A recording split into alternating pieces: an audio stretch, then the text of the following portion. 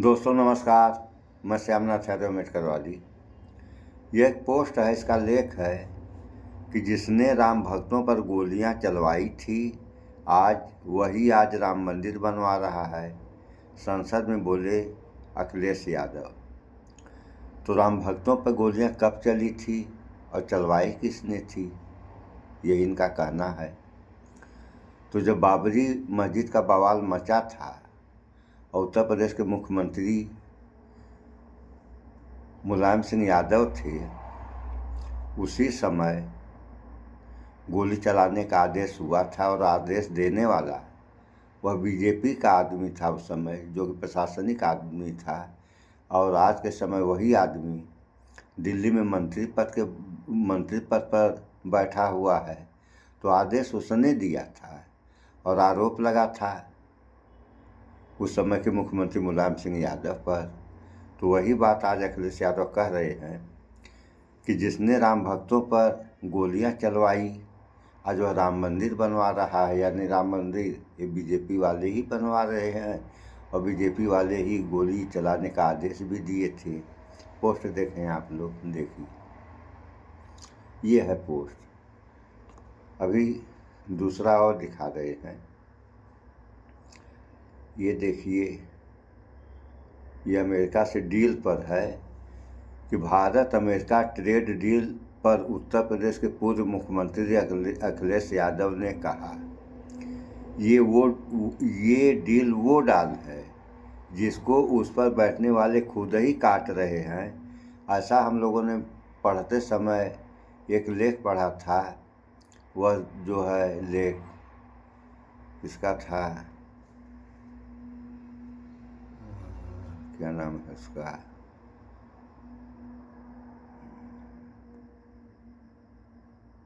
याद नहीं आ रहा है। तो सुनिए, ये इस डील से फ़ायदा नुकसान के बारे में बता रहे हैं। ये डील हमारे देश की सिर्फ खेती मजदूरी ही नहीं बल्कि हर तरह से पैदावार, उत्पादन, काम, कारोबार और रोजगार के खिलाफ है। अखिलेश यादव, देखें आप लोग, इस डील से जहाँ तक हमारे समझ में आ रहा है, जब कृषि पे डील हो गई है तो वहाँ से जो भी सामान आएगा यहाँ पे कृषि से संबंधित, जैसे चना है, मटर है, दाल है, गेहूँ है, आटा है, सारी चीज़ें, सब्जियाँ हैं, दूध वगैरह वगैरह, जो भी चीज़ें वहाँ से आएंगी तो यहाँ के हिसाब से वह सस्ती पड़ेंगी। और जब वो सस्ती पड़ेंगी तो ग्राहक वही लेने जाएगा, चाहे कहीं का भी ग्राहक हो। और जब यहाँ के लोग अमेरिकी सामान खरीदने लगेंगे तो यहाँ के किसानों का क्या होगा? ये तो सोचने वाली बात है कि यहाँ के किसान क्या करेंगे। इनका तो कोई सामान ही नहीं लेगा। तो किसान गए, और जब किसान गए और जनता जो है अमेरिका की गुलाम हो गई, तो जब जनता अमेरिका की गुलाम होगी तो देश भी गया। यही ट्रेड डील, ये तो हमारी समझ है। आप लोगों की क्या समझ है इस बारे में तो आप लोगों को कुछ बताना है नहीं। चलिए, सबके अपने अपने काम होते हैं। हमारा काम जो है हम कर रहे हैं, आप लोगों के क्या काम है आप लोग कर रहे हैं। सो इस पर थोड़ा सा ये वीडियो भी आप लोग देख लें।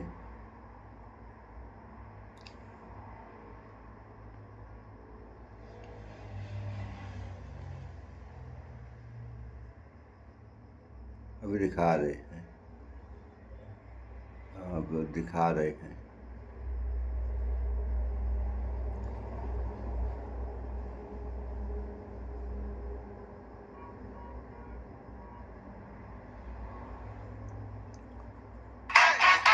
अभी दिखा रहे हैं।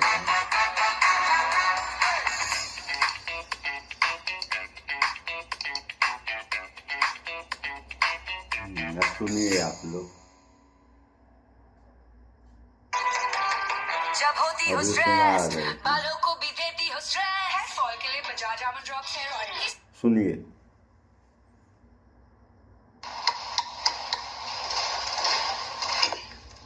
मैं सबसे पहले सभापति महोदय, आपका मैं धन्यवाद देता हूं कि मुझे आपने बजट पे बोलने का समय दिया है। मैं तीसरा सदस्य इस पे बोल रहा हूं। मैं अभी में से पूर्व कांग्रेस पार्टी के नेता माननीय शशि थरूर जी जो बात कह रहे थे, उन्होंने बहुत सारे आंकड़े दिए हैं।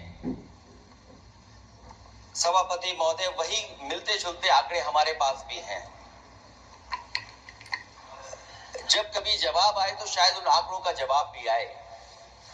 और जब वो अपनी बातों को खत्म कर रहे थे तो वो एक शेर पढ़ के गए हैं।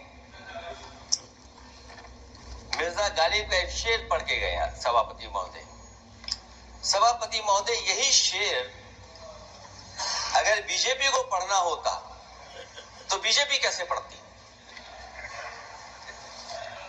अगर यही शेर बीजेपी को पढ़ना पड़ता तो वो पढ़ते कि हमको मालूम है स्वर्ग की सच्चाई, लेकिन दिल को बहलाने के का गालिब ये ख्याल की जगह सोच अच्छा है। सभापति महोदय, यही फर्क है। सबका साथ, सबका विकास। सभापति महोदय, बोलने से पहले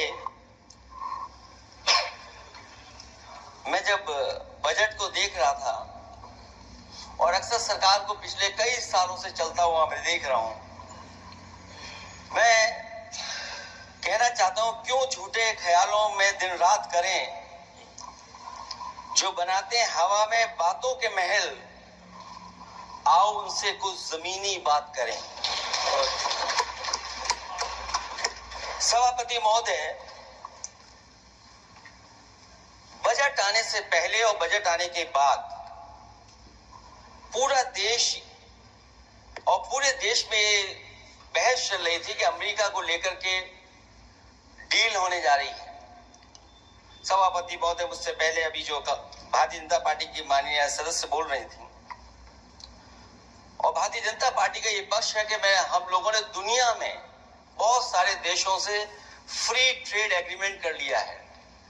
सभापति महोदय, मैं भारतीय जनता पार्टी की सरकार से जानना चाहूंगा, अभी कितने देश और बचे हैं जिससे आप फ्री ट्रेड एग्रीमेंट नहीं कर पाए हैं? कुछ ऐसे भी देश बचे होंगे शायद जिनसे आपकी इच्छा होगी कि हम फ्री ट्रेड एग्रीमेंट कर लें।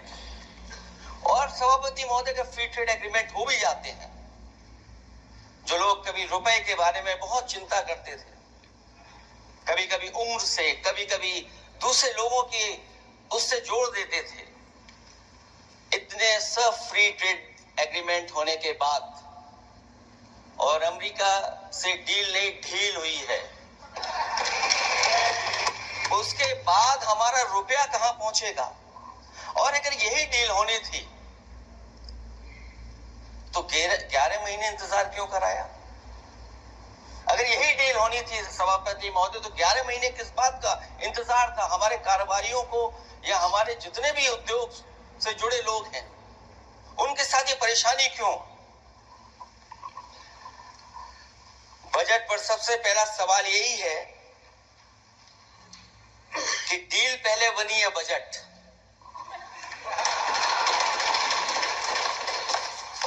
और बजट का हलवा यहां ज्यादा बटा के वहां।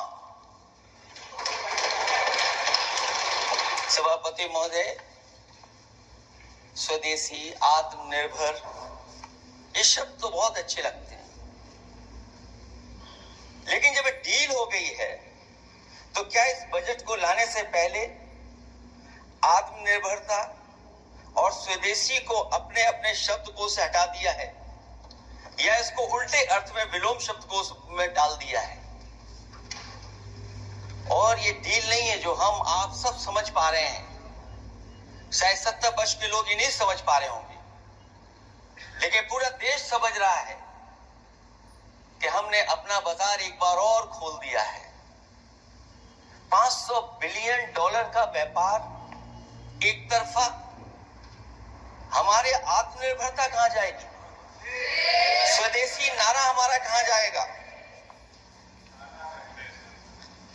हमारे देश की जनता भाजपा से कह रही है कि जहां तक हमें मालूम है डील एक तरफा नहीं होती है।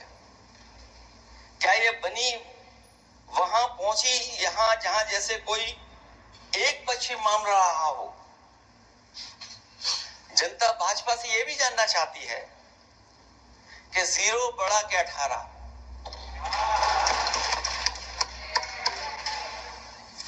सभापति महोदय, भाजपा का समझौता गणित क्या यह है कि 18 0 के बराबर है? क्या 18 हमारा 0 के बराबर है? देश के किसानों, दुकानों, उद्योगों को बचाने के लिए खोखले शब्दों के अलावा भाजपा के पास कोई और सुरक्षा कवच या संरक्षण योजना है कि नहीं है? इसलिए मैं सभापति महोदय कहना चाहता हूं, ये बजट दिशाहीन है। इस बजट में कोई विजन नहीं है कि 2047 तक हमारा देश विकसित भारत बन जाएगा। और हम जैसे लोगों को, समाजवादियों को तो सरकार से पहले ही उम्मीद नहीं थी, और जिस सरकार से उम्मीद ना हो उसकी बजट से क्या उम्मीद होगी। इस बजट में पीडीए के लिए कुछ भी नहीं है। कोई योजना दलित, पिछड़ा, महिला, गरीब, अल्पसंख्यक या नवयुवक के विकास के लिए नहीं लाई गई है। ऐसा लग रहा है कि सरकार ने इनके बारे में सोचना ही छोड़ दिया है। और अगर जीडीपी हमारी 7% है और नॉमिनल जीडीपी की ग्रोथ केवल 8% है, जो कि लगभग 12% होनी चाहिए थी, इसके कारण लोगों के हाथ में कम पैसा है। और कारण यह भी लगता है कि हमारा प्राइवेट इन्वेस्टमेंट नहीं आ पा रहा है। जो लोग ये कहते हैं कि हम प्रति व्यक्ति आय बढ़ा रहे हैं, जो आंकड़े हमारे पास है, जो जानकारी हमारे पास है, वो आंकड़ा यही कहता है कि $3000 के लगभग प्रति व्यक्ति आय हमारी है। और अगर हम दुनिया से जब इतना ही जुड़ गए हैं तो 2025 की जो रैंकिंग है, हमारा स्थान 144 में 144th है। तो जहां हम इतना 10, 11, 12 साल से हम इतने बजट ला रहे हैं कि हमारे पर कैपिटा इनकम लोगों की नहीं बढ़ पाई। और सदन में, इसी सदन में कई बार ये पूछा गया कि जो लोग राशन प्राप्त कर रहे हैं, गरीबी रेखा से नीचे हैं, कम से कम उनकी पर कैपिटा इनकम क्या, ये तो बताना ही चाहिए सरकार को। और पिछड़ेपन को दूर करने के लिए कोई विजन नहीं दिखता इस बजट में। जैसे जब बजट आता है तो बजट में ढूंढते हैं हम लोग कि हमारे स्टेट के लिए क्या और खास नया आया होगा। उत्तर प्रदेश जैसा प्रदेश जहां पर डबल इंजन की सरकार को बहुत कुछ कहा जाता है कि डबल इंजन की सरकार है, हम विकास भी डबल करेंगे, लेकिन मैं देखता हूं उत्तर प्रदेश के लिए कोई खास योजना ऐसी नहीं आई है जिससे उत्तर प्रदेश के 25 करोड़ लोगों को कुछ मुख्य धारा से जोड़ा जाए। तो सुन लिया आप लोगों ने, ये हाल है विकास का। तो विकास हो रहा है या विनाश हो रहा है, इसका अनुमान आप लोग लगाते रहिए। और जो कहानी छूट गई थी कि जिस डाल पर बैठा आदमी उसी को काट रहा है, तो कालिदास थी, जिस डाल पर बैठे थे उसी डाल को काट रहे थे। तो इतने बड़े बेवकूफ़ थे कि जिस डाल पर बैठे हैं उसी डाल को काट रहे थे। बशर्ते फिर बावजूद होता क्या है उसी कालिदास का, तो बाद में बहुत बड़े विद्वान हो जाते हैं। तो उनकी कहानी बदल गई, लेकिन इन लोगों की कहानी बदलेगी ऐसी उम्मीद कम है। और आप लोग इस बारे में उम्मीद पालें भी ना कि उनके तरीके से इन लोगों की भी कहानी बदल सकती है, ऐसा कतई होने वाला नहीं। क्योंकि अगर होने को रहता है तो जो डील हो रही है या हुई है, ऐसा होता नहीं।